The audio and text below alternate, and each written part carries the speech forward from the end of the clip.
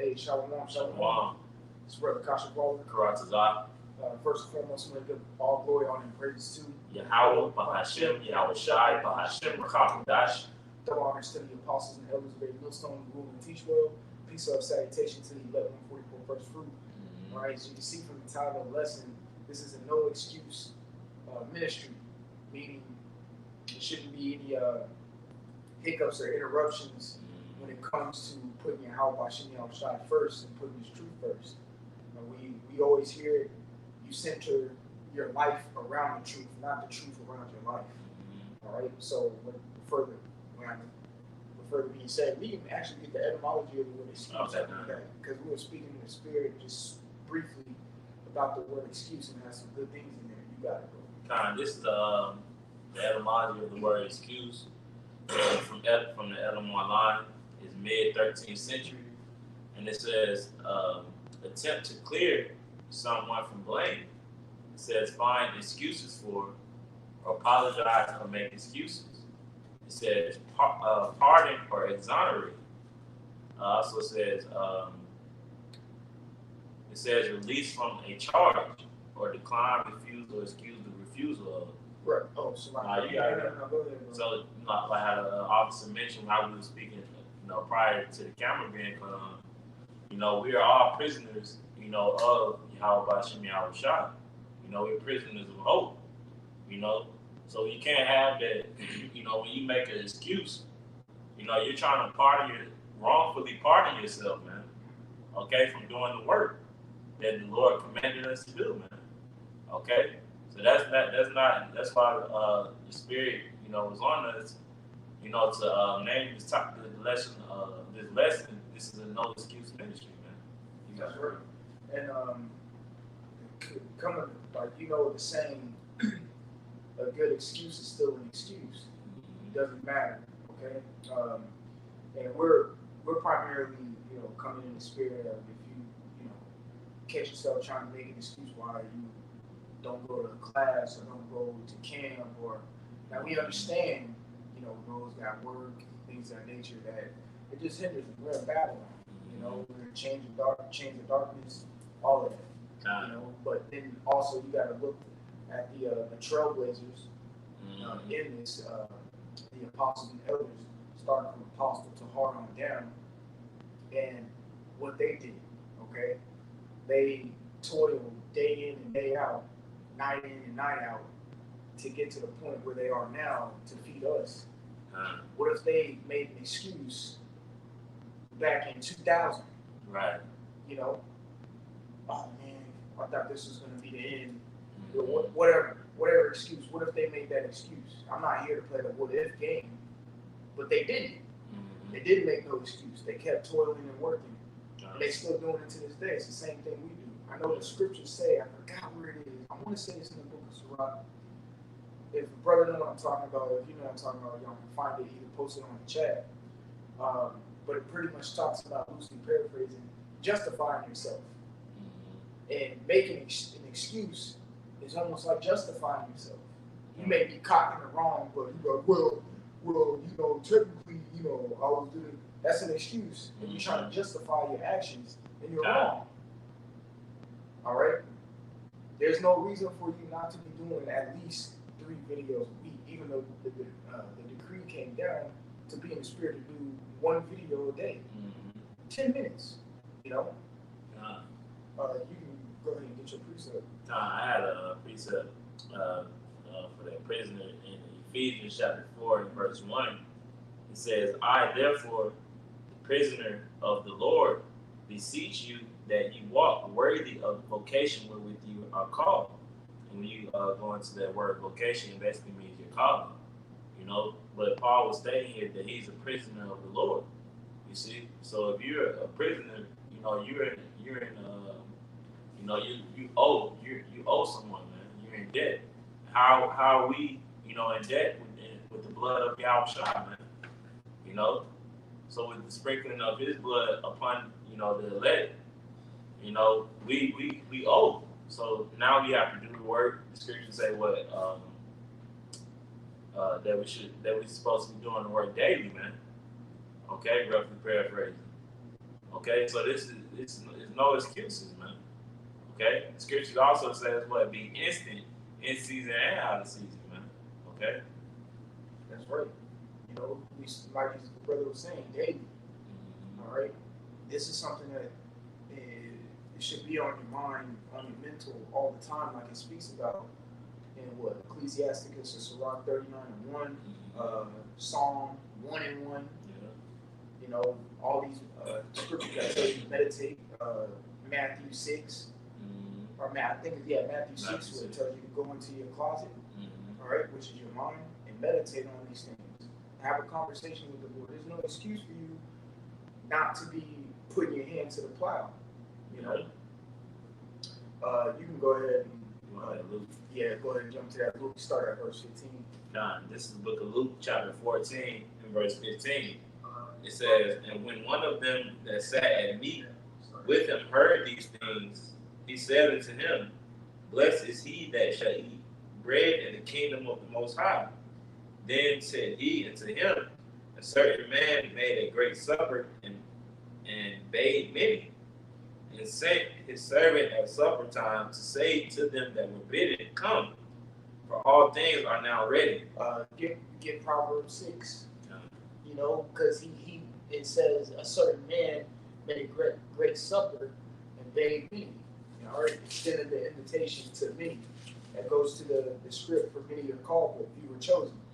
All right, everybody gets an opportunity, okay? But are those individuals going to take the opportunity? Not a lot are, okay? And if you're in this ministry, in a no excuse ministry, you have had the opportunity, which the word opportunity means a chance for advancement, to move forward in this. All right? You got a chance. Because the Lord could have chose somebody else. And if you're proving to the Lord that, hey, you're a slouch or you're a sluggard, well, he's going to give the other person a chance and make a situation for you to get out because you didn't take advantage or you didn't hop on that, that opportunity. Yeah. Because you want to make excuses of why you couldn't do this or you couldn't do that. It's like football, right? Matter of fact, today, all right, not to get off topic.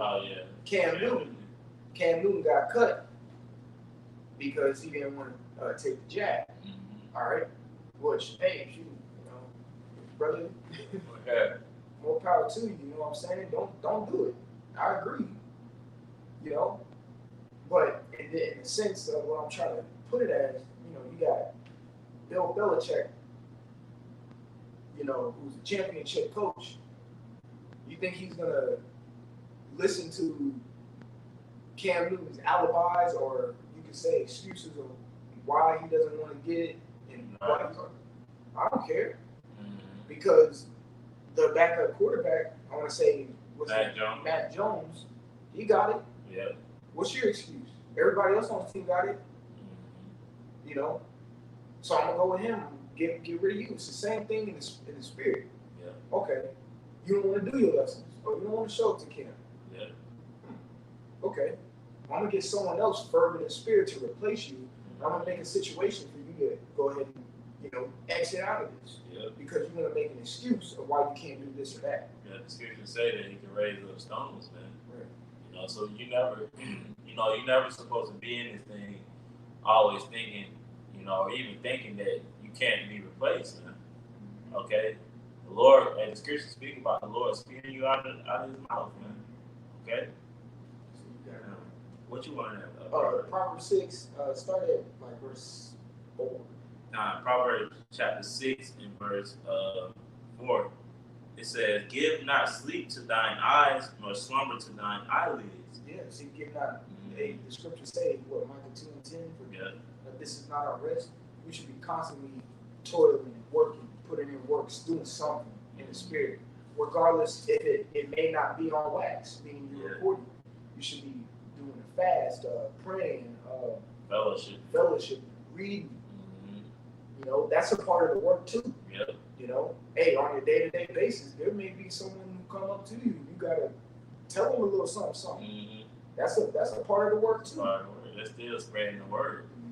You know, if you and that all leads, you know, to, you know, being in camp, being at camp, being diligent at camp, not just standing there with your hands in your pocket, doing your lessons. Because if you fellowshipping, if you reading, if you fasting, the Lord will give you topics to go into doing your lessons, man.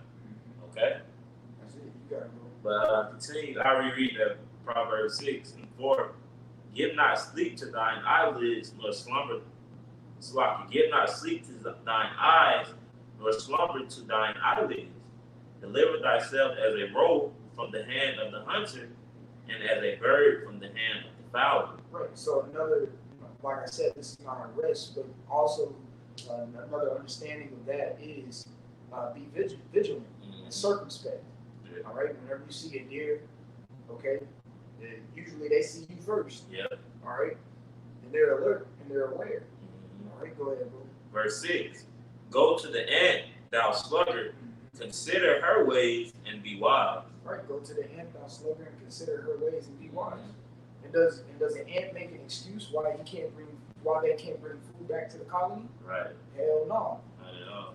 What? If they come back, Queen Ant, I ran into a wasp and had to fight them off. Blah blah blah. No, they get it done. They probably eat the wasp and rock the wasp later on. Damn it.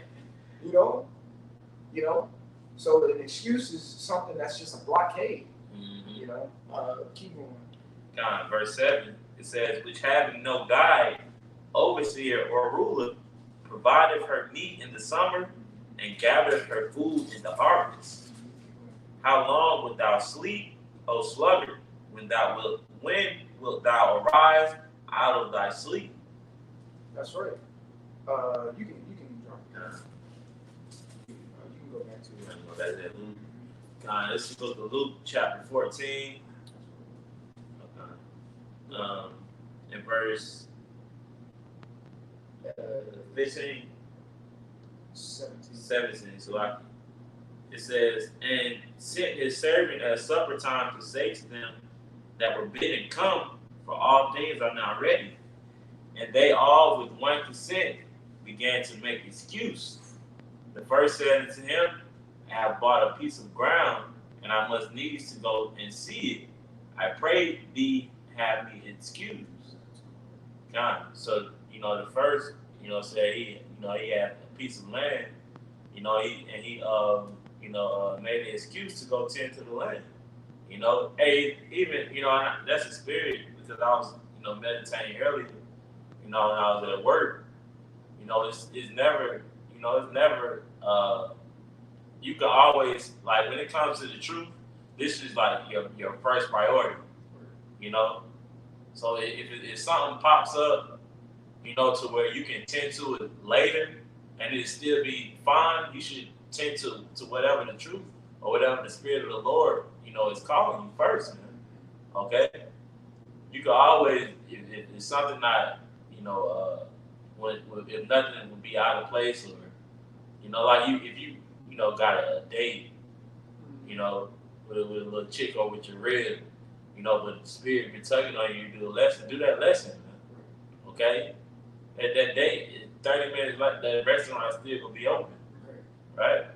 But it says, verse 19, and another said, I have bought 5 yoke of oxen, and I go to prove them. I pray thee have me excused. And another said, I have married a wife, and therefore I cannot come. That goes to what the first agents. First agents. Yeah, nah.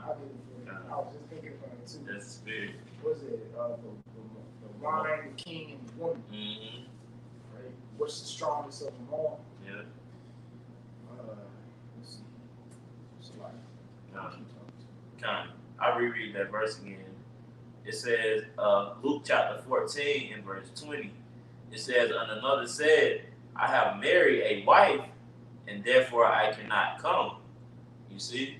So you can't let your rib, get intervened, with what you're doing, man. Okay? You gotta even understand the order of things, man. Hey, is Yahweh Shah, the man, then the woman, man. So you can't let your woman, we be married now. You can't go here and there. You know, you're like, nah, man. You know, I'm the leader. Okay. Hey, man, the woman is a stronghold. Mhm. J2, man. Yeah. All right. I'm gonna go ahead and get this in First Ezra chapter 4, starting at verse 13. I'm gonna read most of it too. Nah. It says, then the third who had spoken of a woman and of the truth, this was Zerubbabel, began to speak. O ye men, it is not the great king, nor the multitude of men, neither is it wine that excelleth. Who is it then that ruleth them, or hath the lordship over them? Are they not women? It says, women have borne the king and all the people that bear rule by sea and land. Even of them they came they, and they nourished them up that planted the vineyards, from whence the vine cometh. These also make garments for men. These bring glory unto men. Without women cannot men weep. Verse 18. Yeah, and if men have gathered together gold and silver, or any other goodly thing, do they not love a woman which is comely and favor and beauty? Yeah. Verse 19, it says that let all those things go. Do they not gape, and even with open mouth fix their eyes fast on her? Right. That like infatuated, like jaw dropping. Yeah. You know, it's shit. Some women be like that. Yeah. Be fine in mud, but that ain't no excuse. Yeah. See, it says they have not all men more desire unto her than unto silver or gold or any goodly thing whatsoever. Verse 20, a man leaveth his own father that brought him up in his own country and cleave unto his wife. That goes back to Genesis. Yeah. You know, a man will leave his father and mother and cleave to his woman, they become one. Yeah. Verse 21, it says, he sticketh not to spend his life with his wife, and remembereth neither father nor mother nor country. By this also you must know that women have dominion over you. Yeah. Do ye not labor and toil and give and bring all to the woman? Right. Yeah. Jacob worked his ass off on a 9 to 5, getting paid $9 an hour, and give the whole check to a woman who probably in the background being promiscuous behind his back. Yeah. You see? And he will love her to the end of time on some Justin Timberlake shit. Yeah. Okay? And next you know, he get fucked over. Yeah. You know, that's how most men learn that how women ain't shit. You know, by getting fucked over. By getting fucked over. Some learn the hard way, some just just learn regular, whatever. You know. But a woman, that's one of the main excuses. That's why this Yahushua spoke of that. Because that's one of the main excuses Jay got. Well, my girl. Yeah. I gotta see what my old lady say first. Right. Whenever you see at camp, whenever you see a Jay come up with his rib, Yeah. who pulling him away? Yep. Every single time. Every single time. Yeah. This is women are a stronghold, man. Mm-hmm. You can't make that woman an excuse. Yeah. All right. Like the brother was saying, hey, I gotta tend to my business. Because if there's one thing I read, women and men have their prospective tasks as, of course, each opposite sex. They have what they do. Certain things a woman does, a man can't/won't do. Certain things a man does, a woman can't do. I'm not gonna /won't. They just can't do what men do, straight up. Right. Because I'm gonna keep it in the book. If a man is single, he can do everything a woman would do. Say you're single, you have your own place. You can wash the dishes, you can cook, you can clean, you can do laundry, you can do all that. A woman is just a help. Yeah. When a woman's by herself, you can protect yourself. Yeah. When a woman is by herself, yeah, she can do all that stuff, but usually when you see them, they dirty, man. Yeah. Straight up, got clothes everywhere, lipstick, shit, all kid toys all on the floor. Right. Can't keep their house in order. Yeah. And we just saw it with one of them Instagram models. Someone run up in their house, they can't protect themselves. Yeah. You see? So it says, going on, it says, verse 22, but this also he must know that women have dominion over you. The scriptures say in the book of Isaiah that a woman shall surpass a man. You know, so these women be having rule, especially over Jake. You know, especially over Israelite men. You know, they basically men following these women, sniffing up their ass, man. You know, that's why the Lord called the prophets to show the world what a real man's supposed to be like, man. Prophet of the Lord is not out here chasing women, man. Okay? Do brothers have families and wives and kids? Of course. But if you know that woman, you know, that real start intervening with this work, you know, then hey, that she gonna get in line or she gonna get put to the side, man. Finish it off. It says, verse 23, yeah, a man taketh his sword and goeth his way to rob and to steal, to sell upon the sea and upon rivers, and looketh upon a lion and goeth into darkness. And when he had stolen, that skip always make me laugh because it's like, man, go above and beyond for a woman, especially in these times. But women don't do half of that for a man. You know, that's another reason why how you know that the man is more dominant. You know, because women don't go to the full extent for that man, but on the other end, men do because men really care. Right. You know what I'm saying? That's another characteristic of Yahweh Shem Yahushua. That's right. Now, I was saying the other day, I think I said it at camp, the only creature on this earth that doesn't get shown unconditional love is men. Mm-hmm. Women don't, well, maybe from his dog. Yeah. Because, you know, you see homeless men out here and a dog right there, like he don't care what materialistic, he just so loyal to him. Mm-hmm. That's probably the only true love you're going to get on the plane if you got a dog. Yeah. You know, your kids ain't going to unconditionally love you. Your wife ain't going to unconditionally love you. Yeah. Nothing on this earth is has unconditional love for a man, but that's going to change when the kingdom comes. That's right. You know, I'm going to finish it off and we can go back to the movie. It says, and rob, and he bringeth it to his love. I'll just stop right there. Time. You know? But you see, just mention the women, man. Mm-hmm. You got it, bro. Back in Luke chapter 14, in verse, I reread verse 20, it says, another said, I have married a wife, and therefore I cannot come. So that servant came and showed his Lord these things. Then the master of the house, being angry, said to his servant, go out quickly into the streets and lanes of the city, and bring in hither the poor, and the maimed, and the halt, and the blind. And the servant said, Lord, is it done as thou hast commanded? It is done as thou hast commanded, and yet there is room. Right. So he said, bring in the maimed, the poor, the blind. All of these are individuals who are usually humble. Mm-hmm.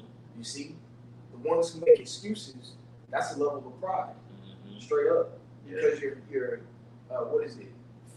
Scared to face the music, or look that man in the mirror. Mm-hmm. You're wrong. Hey, bro, how come you ain't done a lesson in a week? Yeah. Oh well, why is an excuse the first thing that came out of your mouth? Yeah. Really, to be honest, if Lord forbid, the Lord takes your spirit off of me, and I don't want to do the work or something, and a brother comes and say, what you doing, man?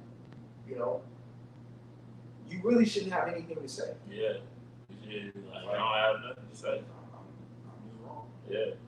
That should be your answer with anything. If you're just in the wrong, that's the humble route. Therefore, you understand you got to get your stuff together. But the ones who make an excuse, that's pride. That's pride. You got a level of pride. I don't care if it's a little bit or a lot. A little, an ounce, just 11. A little 11, the whole, what is it, lump? Yep. So just a little bit of that makes the bread rise. Yeah. Okay. So a little bit of pride, in turn, makes your head big.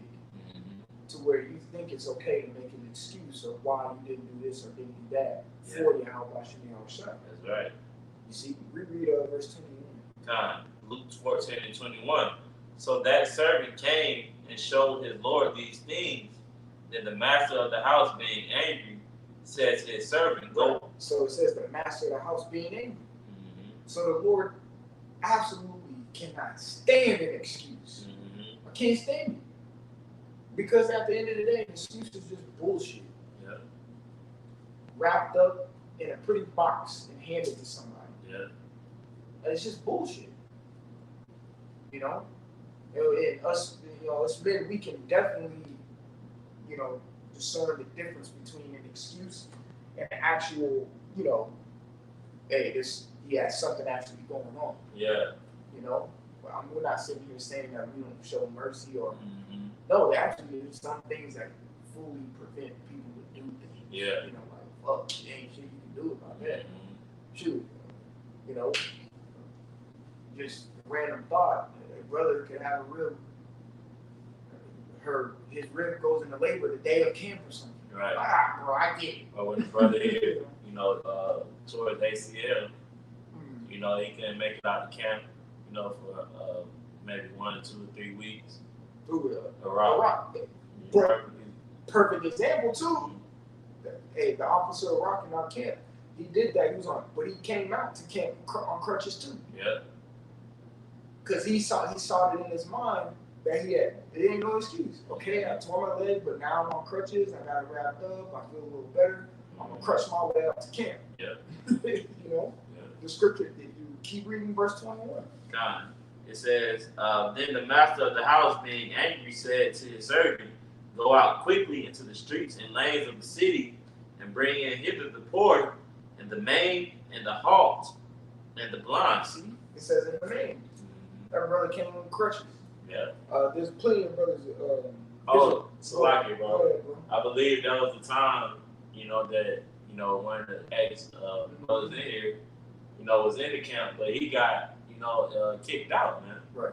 And the Lord just replaced him, man. That's right. And what's crazy about all of that?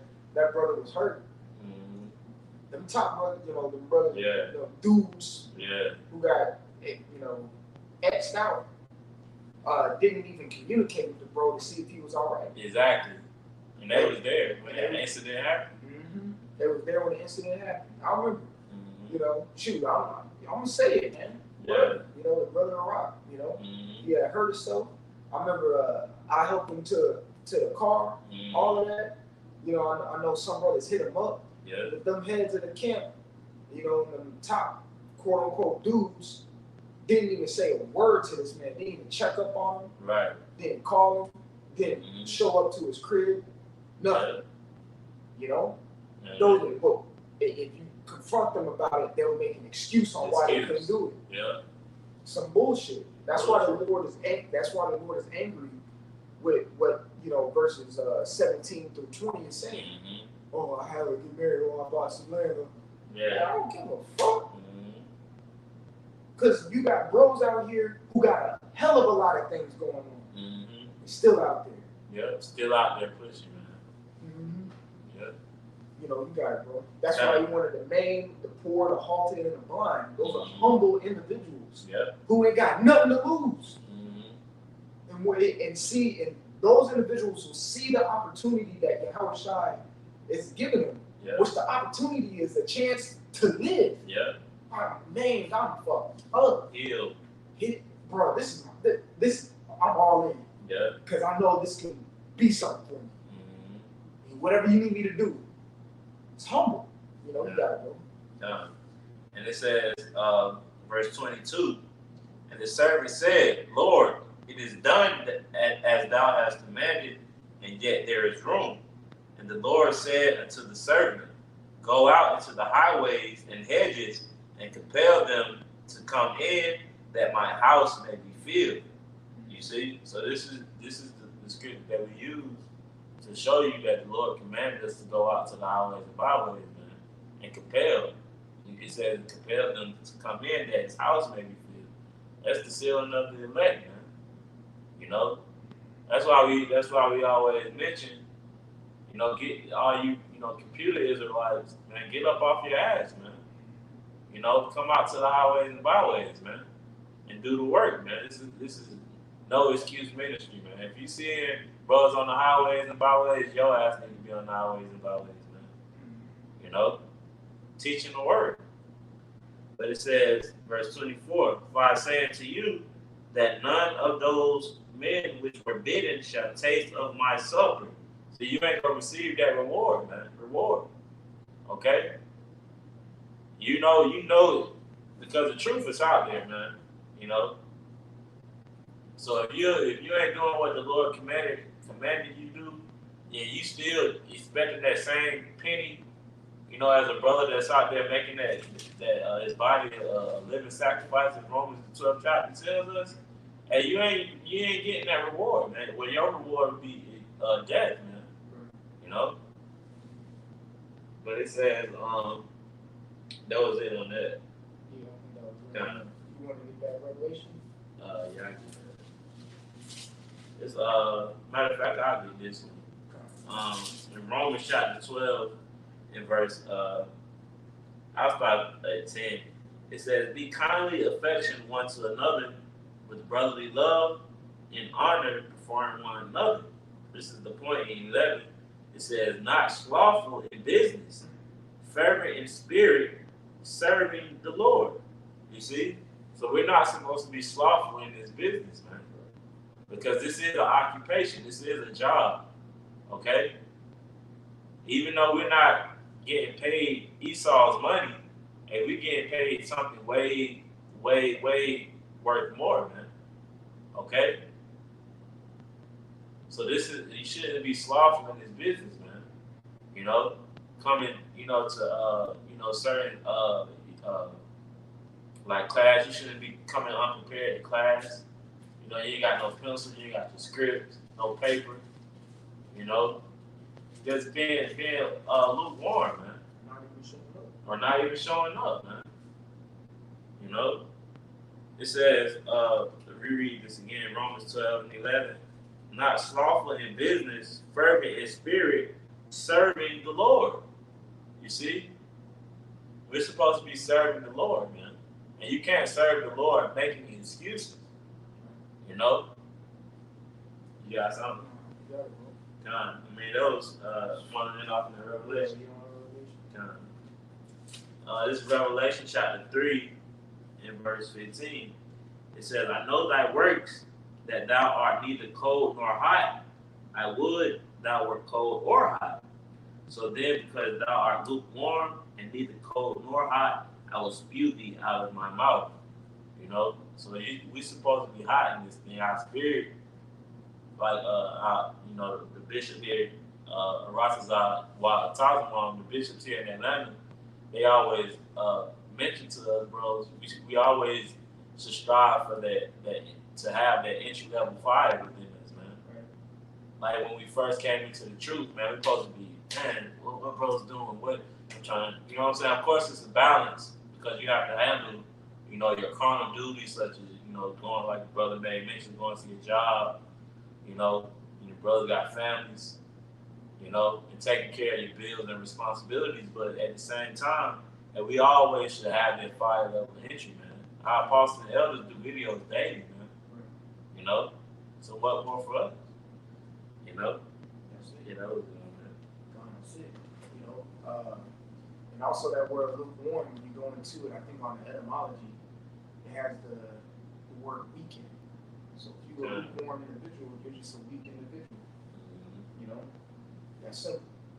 Or whether you be hot or cold. All right? You can be like one of these people out in the world, or be like one in the ministry and don't make no excuses and just get the work done.